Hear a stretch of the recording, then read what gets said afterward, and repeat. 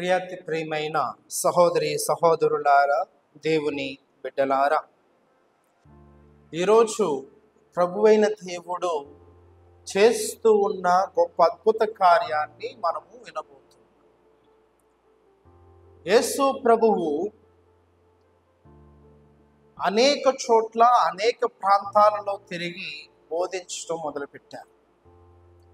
ఆయన యొక్క బోధ అంతా కూడా పరలోక రాజ్యాన్ని గురించి తెలియపరచటాన్ని,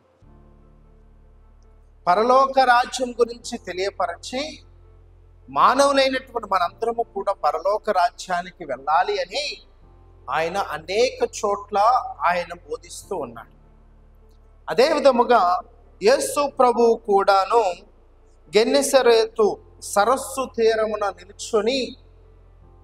అక్కడ నిలుచొని ఉండగా ఆయన దగ్గరకు చాలా మంది ప్రజలు వచ్చారు. వస్తే యేసు ప్రభు ఒక పడవనెక్కాడు. ఆ యొక్క పడవ సీమోనుది. ఆ యొక్క పడవ సీమోను పడవెక్కి కూర్చొని అక్కడ ఉన్నటువంటి ప్రజలందరికీ కూడా బోధించడం మొదలుపెట్టిన తర్వాత సీమోన్తో యేసు ప్రభు పలికినటువంటి మాట, ఇదిగో మీ పడవను ఇంకనూ లోపలికి తీసుకుని వెళ్ళి అక్కడ మీరు వల వేయండి, మీకు చేపలు దొరుకుతాయి అన్నాడు. యేసు ప్రభు చేపలు పట్టేవాడా? కాదు. యేసు ప్రభువుకి ఇదిగో ఆ యొక్క సముద్రం లోపల, ఆ యొక్క సరస్సు లోపల దాగి ఉన్నటువంటి చేపల గురించి ఏమైనా తెలుసా? తెలియదు. మానవుడిగా ఆయనకు ఆయన వృత్తి కాదది.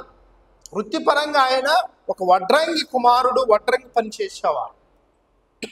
కానీ సీమోను ఎప్పుడూ కూడాను ఆ యొక్క నీళ్ళల్లో తిరుగుతూ చేపలను పట్టుకునేవాడు. ఆయనకు సలహా ఇస్తూ ఉన్నాడు యేసు ప్రభువు, ఇదిగో నీవు ఇంకనూ లోపలికి వెళ్ళి అక్కడ వల వేయి, నీకు చేపలు దొరుకుతాయి అన్నాడు. సీమోను ఆయన మాటలు విని ఆయన పలికినటువంటి మాట, అయ్యా మేము రాత్రంతా కూడా కష్టపడ్డాము కానీ ఉపయోగం లేదు, అయినా నీ మాట ప్రకారము జరుగునుగాక అని ఆయన యేసు ప్రభు మాట విని లోపలికి వెళ్ళాడు. ఆ పడవను తీసుకొని లోపలికి వెళ్ళి ఆయన వల వేస్తూ అక్కడ పడినటువంటి చేపలు ఎన్ను అంటే వారందరూ కూడాను లాగలేనన్ని చేపలు పడ్డాయి. పక్కన ఉన్నటువంటి బోట్లో ఉన్నటువంటి పక్కన వేరే పడవలో ఉన్నటువంటి వారు వచ్చి ఆ యొక్క చేపను లాగుతూ ఉన్నారు. అన్ని చేపలు పడ్డాయి. మరి ఇది గొప్ప విచిత్రమైనటువంటి సంఘటన, ఆశ్చర్యకరమైనటువంటి సంఘటన. మరి ఆ మాట ఎందుకు సీమోను విన్నాడు అంటే ఆయన బోధను ఆలకించాడు. సీమోను పడవలో కూర్చొని యేసు ప్రభువు అక్కడికి వచ్చినటువంటి ప్రజలందరికీ బోధించటాన్ని సీమోను ఆలకించాడు. ఆ యొక్క బోధ ఏమిటి, యేసు ప్రభు బోధించేటువంటి బోధ ఏమిటి అని అంతా కూడా ఆలకించి ఆయన మాటను విన్నాడు. అదే విధముగా మనము కూడా దేవుని యొక్క మాటను ఆలకించాలి, దేవుని యొక్క బోధను ఆలకించాలి. యేసు ప్రభు చెబుతూ ఉన్నదాన్ని మనం ఆలకించాలి. అలా ఆలకించిన తరువాత ఇదిగో దేవుని యొక్క మాట ప్రకారము జీవించాలి. సీమోను పేతురు ఏమంటూ ఉన్నాడు, ఇదిగో సీమోను, యేసు ప్రభు చెప్తూ, సీమోను నువ్వు అక్కడికి వెళ్ళి వల వేయి అనగానే ఆయన మాటను ఆలకించి సీమోను వెళ్ళి అక్కడ వల వేసిన వెంటనే చాలా చేపలు దొరికాయి. దొరికిన తరువాత ఆయన మాటను ఆలకించాడు కనుక యేసు ప్రభు ఏమంటూ ఉన్నాడు, తరువాత నీవు నన్ను అనుసరింపుము అన్నాడు. ఇక్కడ జరిగినటువంటి సంఘటన ఏమిటి? జాగ్రత్తగా నువ్వు ఆలకించాలి.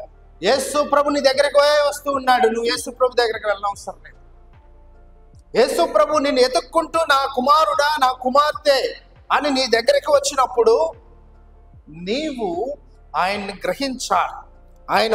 ఆయన పలుకుతూ ఉన్నటువంటి మాటను నువ్వు ఆలకించి ఇదిగో ఆయన మాట ప్రకారం మనము జీవించిన ఎడల సీమోను పేతురు ఏ విధంగా ఆలకించాడో, ఆ మాటను విని వల వేశాడో, అదే విధంగా మనము కూడా ఆలకించి ఆయన మాట విన్న ఎడల దేవుడు ఏమంటూ ఉన్నాడు, నన్ను అనుసరింపు అన్నాడు.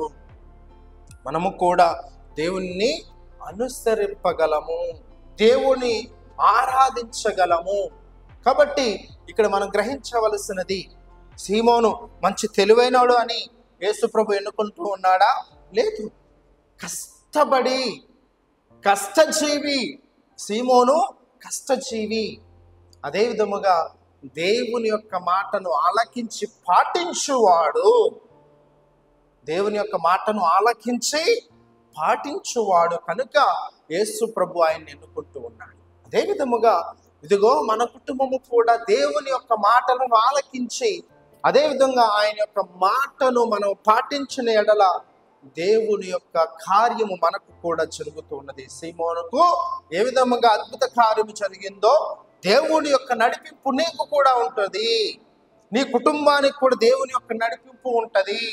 ఆ నడిపింపులో మనందరము కూడాను ఇదిగో మనము కూడా ఆశ్చర్యపడే విధముగా దేవుని యొక్క అద్భుత కార్యాన్ని చూస్తాం. సీమోను పేతురు అన్ని చేపలను ఏ విధంగా చూశాడో అదే విధముగా మన యొక్క కుటుంబంలో కూడాను అంత అద్భుతమైనటువంటి అద్భుత కార్యాలను మనము కూడా చూస్తాము అని ఈరోజు వాక్యం మనకు బోధిస్తున్నది. పితా, పుత్ర, పవిత్రాత్మ నామమున ఆమేన్.